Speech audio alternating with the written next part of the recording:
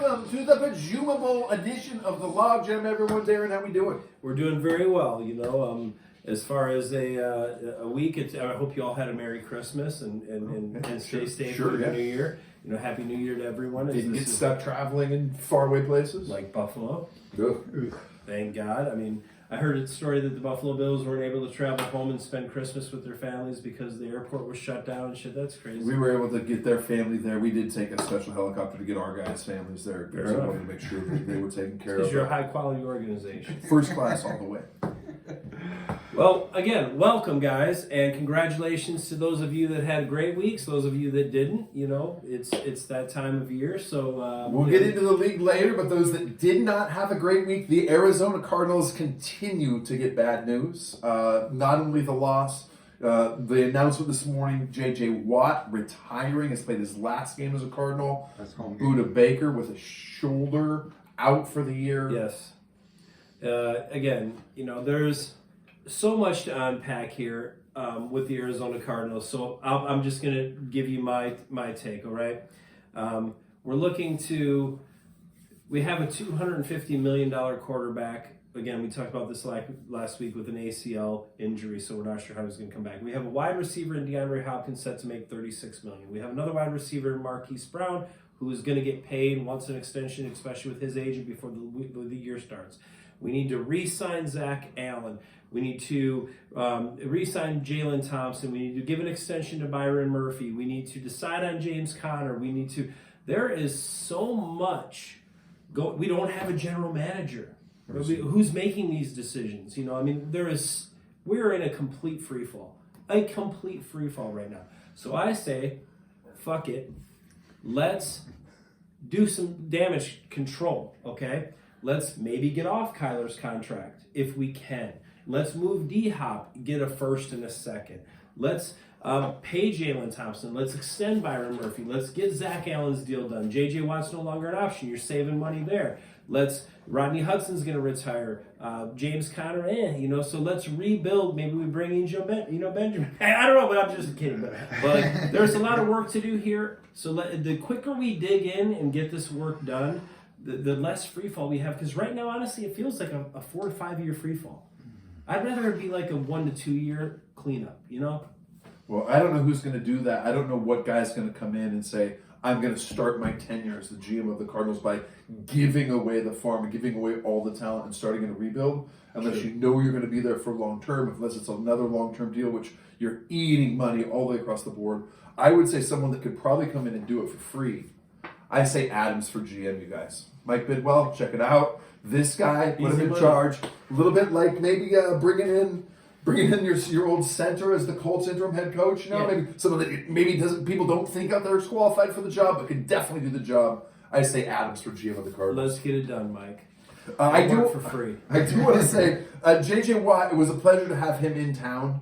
You hear some of the stories as he's retiring. The guy raised $37 million for Hurricane Harvey efforts. When that hit town, he set a goal, hey, let's do $200,000. Spent 2 years working. What a fantastic guy to have had in the city. Yep. And I just wanted to say thanks to JJ for being in town while he was here. Absolutely. Thank you very much for coming to the Coach House and having a beer with me that day. That was cool, too. And, again, a reason we need to re-sign Zach Allen because the influence this guy's had on that individual. I think he's a baby J.J. Watt, so let's give him the money. And thank you, JJ. Enjoy your little son and your time, and good shit. With that being said, let's get into the semifinal matchups. The reason we are all here. Game number 1, the Avengers of Avalon, 167, take care of the Fury, 120. Yes, and the fantasy gods, who I totally believe in, I've said for weeks now, I believe in you fantasy gods, showed up and finally corrected the situation of somebody who didn't draft, didn't have, so anyway. A situation that did look bleak for the Avengers. Higgins has the fantastic first half, puts together a pretty good lead. Some of the Bengals score. Mixon, I think, has maybe 12 in the first half.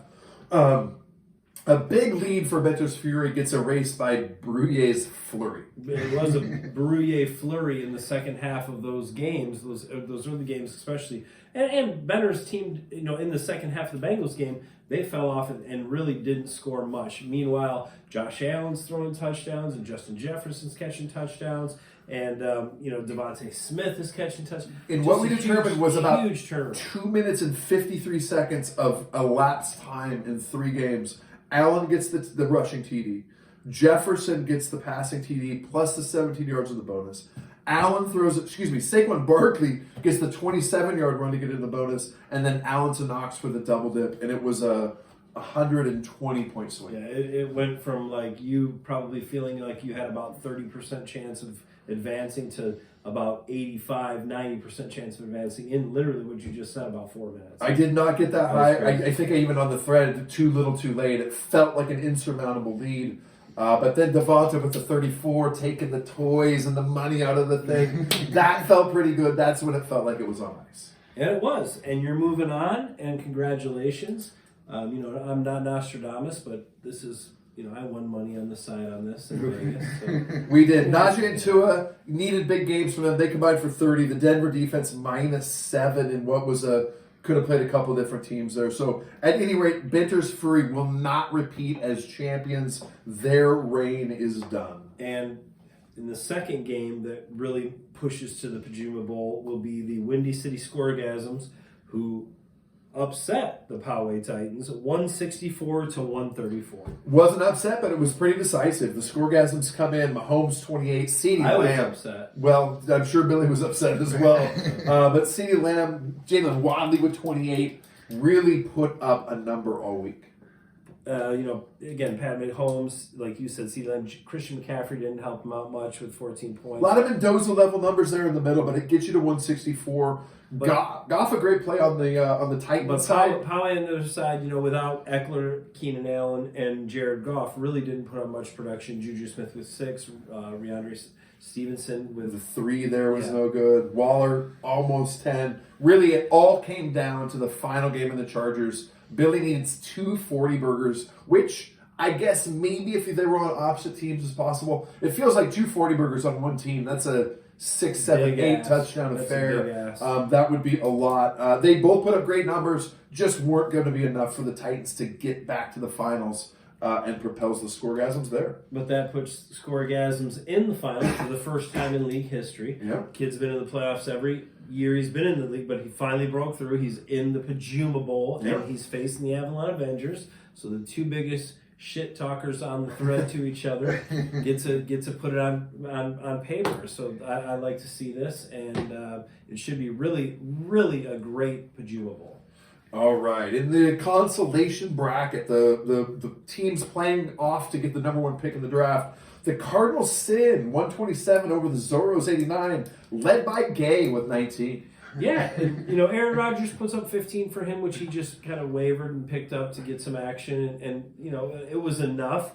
Starting both Dallas Cowboy running backs, you kind of, but it worked out for him with 14 from Pollard and 13 from Zeke. And like you said, Matt Gay was probably his highest score with 19 points. He was, in fact, his highest score. His second highest score was the Cincy defense with 17, and then McLaurin in there. Very close after that. So Matt Gay cleans it up for the sin. Which, speaking of Gay, when your quarterback only scores 8 points, like Derek Carr did, that's pretty good. Derek Carr in a tough place there, but D-Hop with 1, Devontae Adams with 3.5. Just felt like probably the worst output of the Zorros all season, 89 points. I've been told through sources that there was a clubhouse issue. I'm going to look into this for you guys for sure. We're going to track this down. But there was a clubhouse issue from what I'm being told with the Zorros. There was some inner things going on. Sure. Some, I don't know what it was, but it turmoil, if you will. So we're going to look into it. Okay. We're going to look into it. We will look into that. While we're doing that, we'll go to the other basically consolation semifinal where Young and Confused with a whopping 102 takes care of Merci Beaucoup 82. And, good for Young and Confused. Like, he's been there all year. He's been a great GM this year as far as, barely not making the playoffs. But Joe Burrow with 23, James Conner start. Other than that, Mike Evans, Dalvin Cook gave him nothing. His defense didn't show up for him. So, but he get the win. 102 is enough to beat the Merci Beaucoup and advance him to the chance to pick earlier. Yeah, Burrow's still my favorite pick. Would have looked good in a Fury uniform probably this year. Merci, again, led by a defense. Jacksonville's D leads with 17. St. Brown and DK with 17 and 15 respectively. Then a pile of poo. Finally ran out of steam with this ragtag bunch that he had put together towards the end of the season. Yeah. Not going to be enough to get going. When you're starting Zonovan Knight, I think that's how you pronounce that. I didn't know that was a real name. Zonovan with a Z. Zonovan Knight with 2 points. You're only going to score 2 points because your mama named you Zonovan. But Nick Folk also -6. That hurts. When your kicker scores negative points, that hurts. Which is funny because Merci is the guy who's been advocating for kicker reform, right? Yeah. And the -6 in the playoffs. That's really cost him. He's going to be on that bandwagon for sure at the next meeting. That takes us to the Blue Balls, the Blue Dangler Bowl, the 2-week slugfest to see who has to don the Blue Danglers around their neck at each meeting. Det Pimp running away with week 1, 149 to 97. Let's be honest, this is the game that everybody's really watching. This is probably the highlight of most of your week. You're looking going, these guys are going to advance to the Bajima Bowl, but who's getting the blue balls? I know it's there, so it's as awesome as it is, guys. Daniel Jones was a good start. TJ Hawkinson, AJ Brown, the Pimps just put up a 149, which is third highest in the league, and Daddy. It's a 2-week event, so let's start by saying that. But you're up by 52.86. And almost insurmountable. No, we're not going to say that, but we are going to say, Daddy, enjoy those blue balls for a second game. Wow, that's the real turn of events, the real turn of phrase. such a diplomat. George Kittle leading the way in the Daddy 7-33, but outdueled even at the tight end possession. TJ Hawkinson put up a 39 burger. Yeah, you got into the right offense. With the trade deadline when that happened, I know I was excited to get into that offense to complement Justin Jefferson, especially near the goal line. Yeah, and that's what it's been. Yeah, that's what it's been. So if you want TJ Hawkinson for 2 firsts or whatever, reach out to Pimp Burgers. TJ Hawkins for 2 firsts. I'll make a note of that. We'll see if that's something we'll talk about in the offseason. Gary is the best tight end that's ever played football. He really is. All right, next week brings us a couple of things. Of course, there will be the trophy ceremony, presuming we get it back and it's intact after its year at North Phoenix and Benter's Fury. Financial documents, the final financial fines, payouts, pay-ins, who's getting what, who's paying, will be out this week as well, in which case most of you will be Venmoing Tom Farrell. Yes, Venmo Tom Farrell at BigDaddy.com. That brings us into next week's game. So let's start with the Blue Balls because it's Blue Balls Part 2. The Pimps are taking on the Daddies, and the Pimps are favored by 52.86 points. So I don't know if that's actually the Vegas line. That's actually just the score of the game. Yeah, but, I would say that it's a coin toss, so they're. I would say the Pimps aren't favored by more than 1 or 2 actual points. But they do know that the Daddy has a hill to climb, the Sisyphusian task, if you will. And I'm going to take the Pimps here. You're taking the Pimps. You were on the Pimps last week. I was on Daddy. I'm going to stick on Daddy to win this week. Daddy. But I don't think there's any chance that Daddy comes back to win. So I guess I was wrong last week. Let's talk about the Sin. The Sinner playing Young and Confused. This game's for the first overall pick. Now I know I'm jumping ahead here, but I'm excited about this game. So the Sinner 5-11. They're traveling to Young 8-8. It's a pick'em line in Vegas, despite the disparity in the records there. I think I'm on Young here. Okay, well I'm going to be on Sin. Reason why is because they've been running hot. There's I think 4 wins in a row here. And I think that it's just time to break the curse. All right. If there is a curse for the Sin, I think it's time that it moves forward. All right, sounds good. In the other game, the losers into that game, Merci 7-9 travels to Zorro's 8-8. Zorro's favored by 22. Well, the Zorros probably find themselves at this point of the season. I mean, they were a top 3 contender. I think at one point now, all of a sudden they're down here. just swirling around in the toilet bowl. Start at the top down here. Yeah, but I'm going to take them, and I'm going to give up 22 points. I am not. I know they don't have a quarterback in the lineup yet. That definitely hurts their chances. I'm going to take Mercy here to get the third and fourth. As a side note, it doesn't matter who wins and loses in the first round. Steve's going to have both of these picks anyway. So Steve can be locked in at the third and fourth overall pick. But they are paying for that draft slot the rest of the way through the draft. That brings us to Poway against the Fury. This is the third place game, so this is a payout game. This is a money game. Winner gets 150. The winner drafts 8th. The loser drafts 7th, which I think maybe... do I have that backwards? I think maybe the winner drafts 7th. I can't remember. Doesn't matter. We'll look in the rule book, but for sure the winner gets... This is third place for money, but these teams are going to draft 7. Yeah, that's true. That's true. So, but Poway, I've just checked the current... I'm live on Draft Queens, and Poway is -8 to the Fury.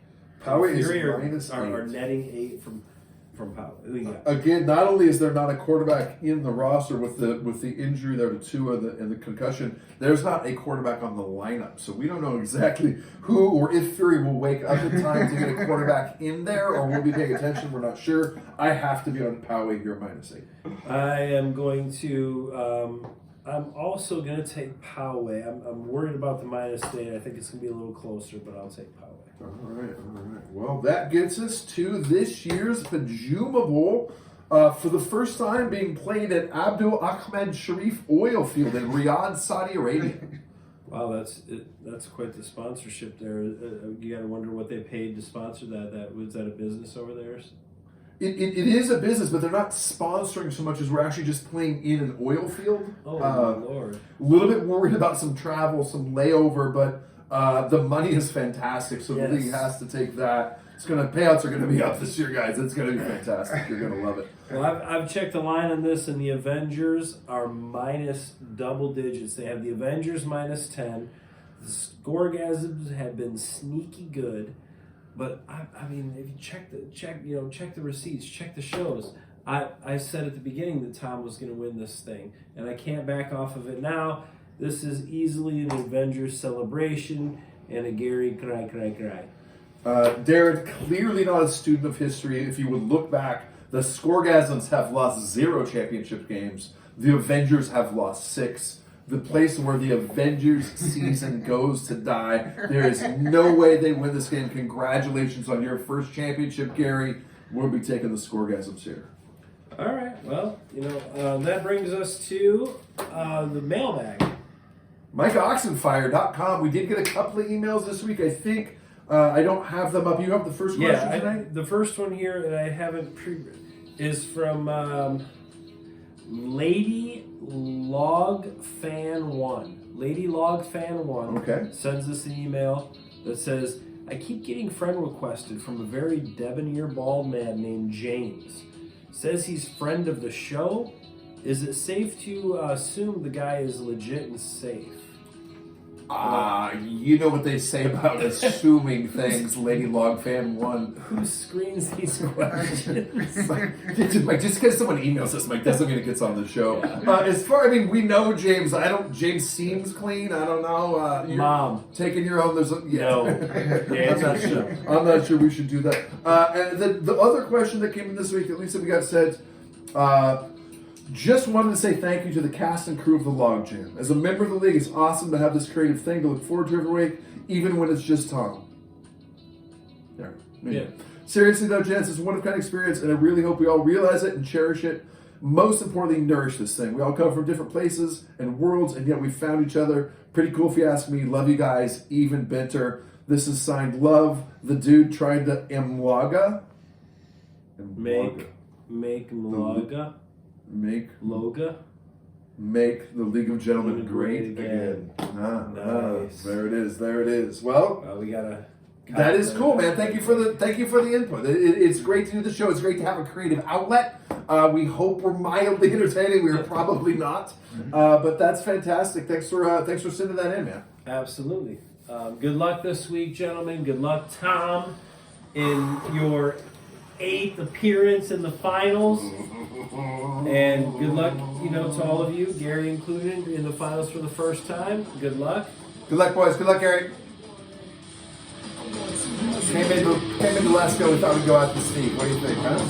Across Palladium floors. This is one of the many styles of this brown-eyed whore. Not until it's a job, I'd rather like when it's hot. And flicks concussions like a messy line. See, it's a dummy foundation when you go rock rhymes. I like to hear shit about not a few more times.